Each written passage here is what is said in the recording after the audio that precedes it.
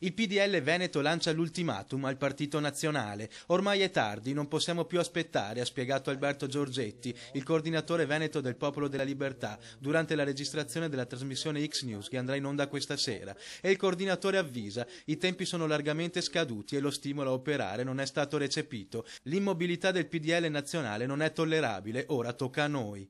È evidente che se passiamo i primi di novembre non c'è nemmeno la possibilità operativa per coinvolgere tecnicamente l'elettorato su scelte di candidature, quindi gli daremo gli ultimi tempi tecnici, dopodiché comunque ci organizzeremo e cercheremo di fare noi una proposta che sarà anche di servizio alla fine a livello nazionale. E poi è Dario Bondi, il consigliere regionale del PDL, a prendere la palla al balzo e a proporre una soluzione tutta veneta. Io vorrei delle primarie.